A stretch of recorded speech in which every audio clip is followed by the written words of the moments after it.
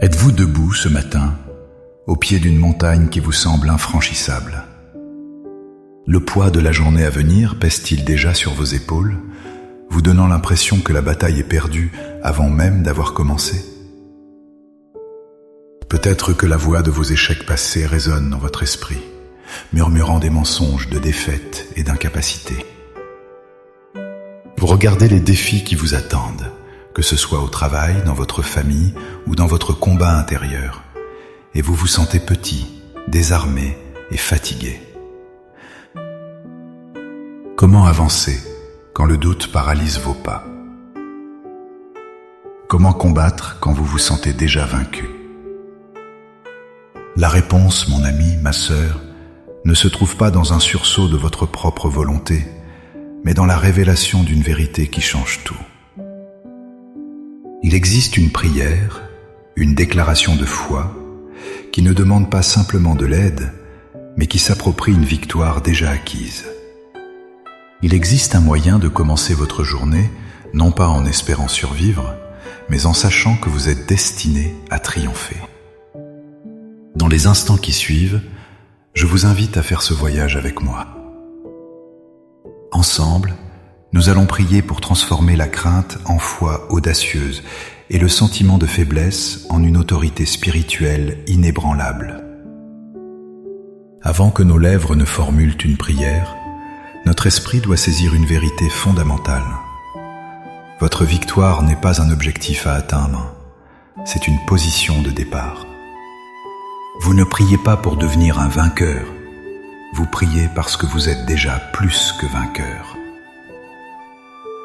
L'auteur, dans sa lettre aux Romains, au chapitre 8, verset 37, n'indique pas que nous pourrions éventuellement triompher si tout se déroule favorablement. Il déclare avec une certitude absolue: mais dans toutes ces choses, nous sommes plus que vainqueurs par celui qui nous a aimés. Le terme « plus que vainqueur » signifie une victoire écrasante. Une victoire où non seulement l'ennemi est défait, mais où nous sortons du combat plus fort, plus riche et plus béni qu'avant. Cette victoire a été entièrement acquise pour nous par Jésus-Christ sur la croix. De plus, la Bible nous enseigne dans 2 Corinthiens 10, verset 4, que les armes avec lesquelles nous combattons ne sont pas charnelles, mais elles sont puissantes par la vertu de Dieu pour renverser des forteresses. Quelles sont ces forteresses? Ce sont les schémas de pensée négatifs, les mensonges que nous croyons sur nous-mêmes, la peur qui nous paralyse, le découragement qui nous ronge. Nos armes pour les détruire ne sont pas la force physique ou l'intelligence humaine, mais la prière, la parole de Dieu, le nom de Jésus et notre foi.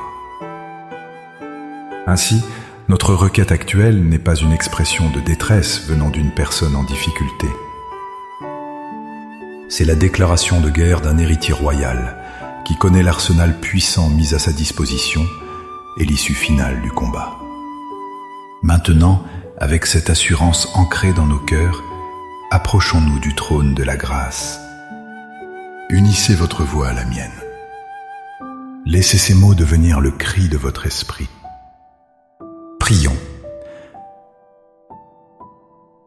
Père éternel, Dieu des armées, je me présente devant toi non pas en me fiant à ma propre force qui est si limitée, mais en m'appuyant sur ta puissance infinie. Je reconnais les géants qui se dressent devant moi aujourd'hui, mais je choisis de fixer mes yeux sur toi, qui es infiniment plus grand. Aujourd'hui, je dépose à tes pieds le fardeau de l'anxiété et le poids du doute. Je renonce à la voix du mensonge qui me dit que je ne suis pas capable, que je ne suis pas assez bon ou que mon passé détermine mon avenir. Je refuse de m'incliner devant la peur de l'échec ou du jugement des autres. Je te remets ma fatigue, mon découragement et chaque pensée qui cherche à me retenir captif. Je choisis de me libérer de ces chaînes, non par ma force, mais par ta grâce. Père, au nom de Jésus, je proclame la vérité de Romains 8, 37 sur ma vie. ne suis pas une victime. Je ne suis pas un survivant qui s'accroche à la vie. Je suis plus que vainqueur par Jésus-Christ qui m'a aimé et s'est livré pour moi. Cette victoire n'est pas un sentiment, c'est mon identité en toi. Je déclare que parce que Christ a vaincu le péché, la mort et le diable, je marche dans sa victoire. Je proclame que les armes de mon combat sont spirituelles et puissantes pour renverser les forteresses. Par la foi, je saisis le bouclier de la foi pour éteindre toutes les flèches enflammées de l'ennemi, les flèches du doute, de la condamnation et de la peur. Je revais le casque du salut pour protéger mes pensées. Je prends l'épée de l'esprit qui est ta parole et je déclare qu'elle est vivante et efficace dans ma bouche. Je proclame que, comme tu l'as dit à Josué, tu es avec moi où que j'aille. Je ne marcherai pas dans la peur aujourd'hui, mais dans l'assurance audacieuse de ta présence qui me précède, m'accompagne et me protège. Donne-moi la sagesse pour naviguer les défis de cette journée et le courage pour agir selon ta volonté, même si cela me semble difficile. Je déclare que toute forteresse de pensées négatives, de doute et de découragement qui a été bâtie dans mon esprit est maintenant renversée au nom puissant de Jésus. Je choisis de capturer chaque pensée et de la rendre obéissante à Christ.